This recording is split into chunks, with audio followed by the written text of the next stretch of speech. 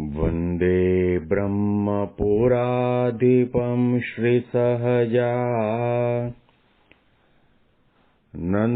च मूलाक्षरम्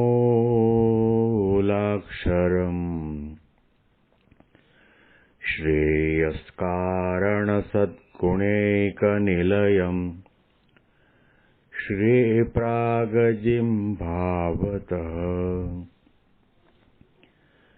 ब्रह्मोपासनधारकं गुरुहरिं यज्ञं तथा योगिनं प्रीत्येवं प्रमुखं महन्तमनिशं श्रीजेस्वरूपं मुदा મહિમાનો મહિમા પ્રવચનમાળામાં આજે 5મી ઓગસ્ટ 2025 મંગળવાર અને એકાદશીના પરમ પવિત્ર દિવસે તમામ સંતો હરિભક્તોને મારા સાષ્ટાંગ પ્રણામ. જય સ્વામિનારાયણ. હેપી વચનામૃત દ્વિશતાબ્દી મહોત્સવ. હેપી પ્રમુખ સ્વામી મહારાજ શતાબ્દી મહોત્સવ. ગઢડા અંત્યનું 26મું વચનામૃત, અતિ અગત્યનું વચનામૃત, ભગવાનને પામવાનું વચનામૃત, નિર્વાસનિક થવાનું વચનામૃત, આત્યંતિક કલ્યાણ અને મુક્તિ પામવાનું વચનામૃત. આ વચનામૃત આપણે છેલ્લા 9 દિવસથી સાંભળી રહ્યા છીએ. મહારાજ પોતે માત્ર ને માત્ર તે સમયમાં પોતાની સામે બેઠેલા સંતો અને હરિભક્તોને જ વાત નથી કરી રહ્યા. સહજાનંદ સ્વામી મહારાજ માત્ર ને માત્ર બોચાસણવાસી શ્રી અક્ષર પુરુષોત્તમ સ્વામિનારાયણ સંસ્થાના સંતો હરિભક્તોને જ વાત નથી કરી રહ્યા. વડતાલ તાબાના હોય, અમદાવાદ તાબાના હોય, દુનિયાના કોઈ પણ ખૂણામાં રહેતા હોય, કોઈ પણ જ્ઞાતિના હોય, નાતિના હોય, જાતિના હોય, કોઈ પણ દેશના હોય, કોઈ પણ શહેરના હોય, કોઈ પણ ગામડા કે ઝૂંપડામાં રહેતા હોય, જેને પોતાનું આત્યંતિક કલ્યાણ ઈચ્છવું, આને આ જન્મે કરીને આત્માને પરમાત્માનો સાક્ષાત્કાર કરવો હોય, છેલ્લો જન્મ કરવો હોય, ભગવાનના ધામના અધિકારી થવું હોય, એ દરેકના માટે મહારાજ પોતે પરમ હિતકારી અને કલ્યાણકારી દ્રષ્ટિ રાખીને વાત કરી રહ્યા છે. મહારાજના શબ્દો અને આ વચનામૃતમાં લખેલા અતિ અગત્યના જે મુદ્દાઓ છે કંઠસ્થ કરવાની જરૂર છે. કારણ કે આ વચનામૃત પ્રગટનું વચનામૃત છે.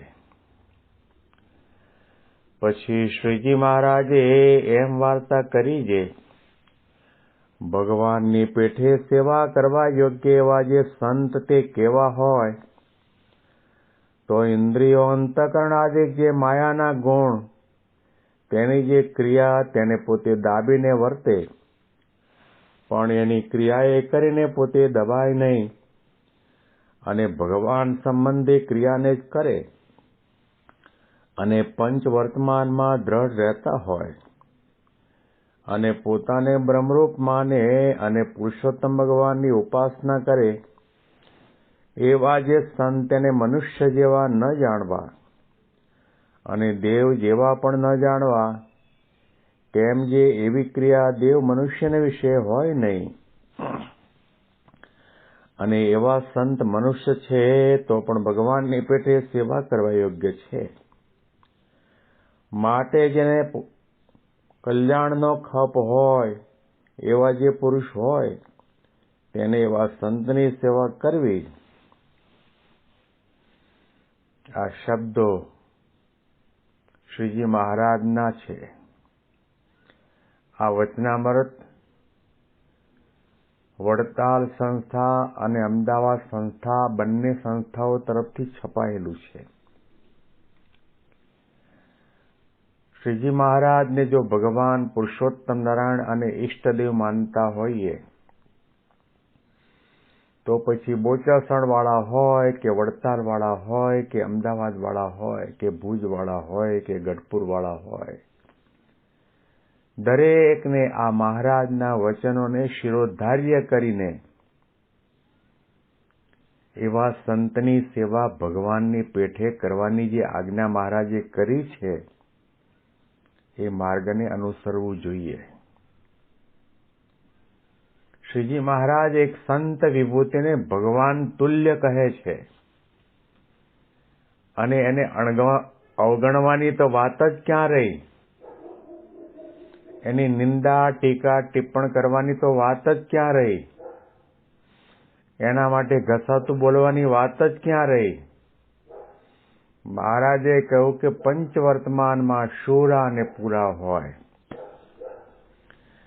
અને પોતાના આત્માને ત્રણ દેહ ત્રણ અવસ્થા અને ત્રણ ગુણોથી પર થઈ ભગવાન પુરુષોત્તમ નારાયણની સ્વામી સેવક ભાવે ભક્તિની ઉપાસના કરતા હોય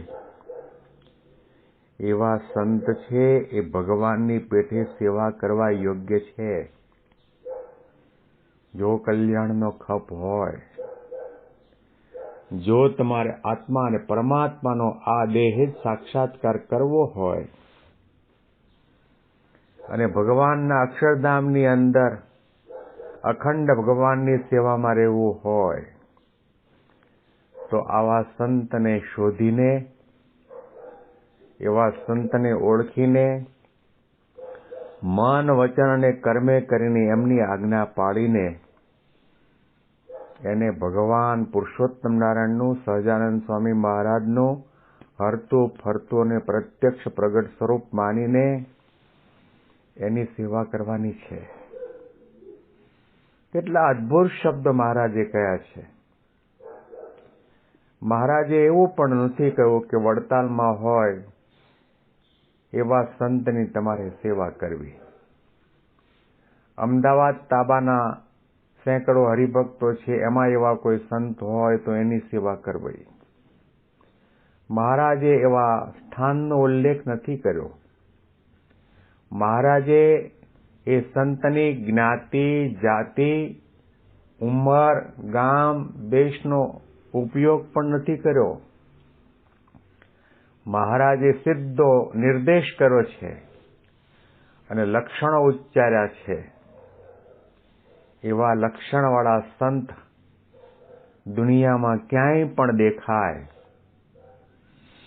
તો સમજવું કે એ ગુણાતીત સંત છે અને એની અંદર ભગવાન સાંગોપાંગ રહ્યા છે અને એની સેવા કરવાથી આ જીવાત્મા બ્રહ્મ ભાવને પામે છે. મહારાજના શબ્દો તો સાંભળો. પોતાને બ્રહ્મરૂપ માને અને પુરુષોત્તમ ભગવાનની ઉપાસના કરે. ભગવાન પુરુષોત્તમ નારાયણની ઉપાસના કરે એનો અર્થ શું થયો? એ સંતની સાથે અને સંતના રોમે રોમની અંદર ભગવાન જેવું ઐશ્વર્ય હોય, દ્રષ્ટિ માત્રે કરીને અનંત જીવાત્માના કલ્યાણ કરી શકે, જીવનો જીવભાવ ટાળી શકે, બ્રહ્મરૂપ કરીને અક્ષરધામના અધિકારી બનાવી શકે, એવી શક્તિ, સામર્થ્ય, ઐશ્વર્ય, પ્રતાપ હોય તો પણ પોતાના ઈષ્ટદેવ ભગવાન સહજાનંદ સ્વામીને એક ક્ષણના માટે પણ ભૂલે નહીં, એનું વિસ્મરણ થવા ન દે. જાગ્રત સ્વપ્ન કે સુષુપ્તિ અવસ્થામાં એક ક્ષણના માટે પણ એવો વિચાર ન જાગે કે હું કંઈક છું. હું જે કંઈ છું એ માત્ર ને માત્ર મારા ઈષ્ટદેવ સહજાનંદ સ્વામી મહારાજની કૃપાથી છું. જે કંઈ થાય છે એમાં ભગવાન મને નિમિત્ત બનાવે છે. ભગવાનને સર્વોપરી જાણે, પરમાત્મા માને, પરબ્રહ્મ માને, પુરુષોત્તમ માને. અને એ સહજાનંદ સ્વામી મહારાજને અનંત કોટી બ્રહ્માંડના એકમાત્ર કરતા હર્તા માને. ભૂતકાળમાં કંઈ પણ થયું, વર્તમાનમાં કંઈ પણ થઈ રહ્યું છે અને ભવિષ્યમાં કંઈ પણ થશે, એ મારા ઈષ્ટદેવ સહજાનંદ સ્વામી મહારાજની મરજી પ્રમાણે, સંકલ્પ પ્રમાણે, ઈચ્છા પ્રમાણે થાય છે. ભગવાન સહજાનંદ સ્વામીની મરજી સિવાય એક સૂકું પાંદડું પણ હલવાને સમર્થ નથી. આવું નિરંતર નિરંતર નિરંતર અનુસંધાન રાખે એવા સાધુ છે, ભગવાનની પેટે સેવા કરવા યોગ્ય છે. સ્વામી સેવકપણાનો ભાવ ગમે તે પ્રકારની પરિસ્થિતિ જીવનમાં નિર્માણ થાય તો પણ એ ટળે નહીં. અપમાન થાય તો પણ ન ટળે, સન્માન થાય તો પણ ન ટળે. લાખો મનુષ્યો ભગવાનના પ્રગટ સ્વરૂપ અને પ્રત્યક્ષ સ્વરૂપ માનીને ભજન ભક્તિ અને સેવા સમાગમ કરતા હોય તો પણ એમનો દાસત્વ ભાવ ક્યારેય પણ ઓછો ન થાય. આ અતિ અગત્યનો મુદ્દો છે. એ ભગવાન સદા સાકાર છે, દિવ્ય છે, અલૌકિક છે, નિર્ગુણ છે. ભગવાન પુરુષોત્તમ નારાયણ સહજાનંદ સ્વામી સદાના માટે પરમ કૃપાળુ છે, પરોપકારી છે, ભક્ત વત્સલ છે, નિર્બંધ છે, નિષ્કામ છે, નિર્લોભ છે, નિરપેક્ષ તત્વ છે. આવી પ્રકારની દ્રઢ સમજણ હોય ને એ ભગવાન અંતર્યામી છે, સર્વજ્ઞ છે. જેવી રીતે હથેળીમાં આપણે જળનું ટીપું જોઈએ છીએ એવી રીતે એ સહજાનંદ સ્વામી મહારાજ પોતે અનંત કોટી બ્રહ્માંડના, અનંત કોટી જીવાત્માના, અનંત કોટી જન્મના, અનંત કોટી કર્મને, પુણ્યને, પાપને એક કાલાવચ્છિન્ન જોઈ શકે છે, જાણે છે. આવી પ્રકારની સમજણ સાથે ભગવાન પુરુષોત્તમ નારાયણની સ્વામી સેવક ભાવે ભક્તિની ઉપાસના કરે. મહારાજ એમ કહે છે કે એવા સાધુને દેવ જેવા પણ ન જાણવા અને મનુષ્ય જેવા પણ ન જાણવા, એ તો ભગવાનની પેઠે સેવા કરવા યોગ્ય છે. આવા ગુણાતીત અક્ષર બ્રહ્મ સ્વરૂપ સંતને મહારાજે કેવો મોટો દરજ્જો આપ્યો છે.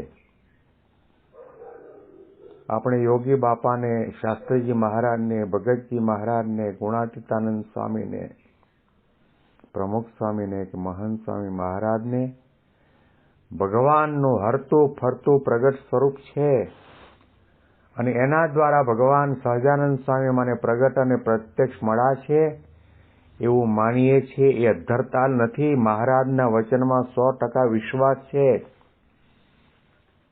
મહારાજે જે લક્ષણો કહ્યા એ તમામ લક્ષણો ગુણાતીત ગુરુ પરંપરાના જીવનની અંદર જોવા જઈએ તો આપણને મળે છે. આપણા ભાગ્યનો કોઈ પાર નથી. કેવી મોટી પ્રાપ્તિ થઈ છે, કેવો મોટો લાભ થયો છે. આ વિચાર સાથે હંમેશા એમનું દર્શન કરીએ, એમને યાદ કરીએ, એમણે આપેલા સુખને યાદ કરીએ, એમની કરુણા, એમની પરોપકાર વૃત્તિ, એમના આધ્યાત્મિક ગુણો એને સ્મરણ કરીએ તો મહારાજે કહ્યું કે મનન દ્વારા બ્રહ્મનો સંગ કરવામાં આવે તો બ્રહ્મના ગુણ જીવની અંદર આવે છે. આ લક્ષણોના અનુસંધાનમાં વિશેષ વાતો આપણે આવતીકાલના પ્રવચનમાં સાંભળીશું. તમામ સંતો હરિભક્તોને મારા સાષ્ટાંગ પ્રણામ. જય સ્વામિનારાયણ.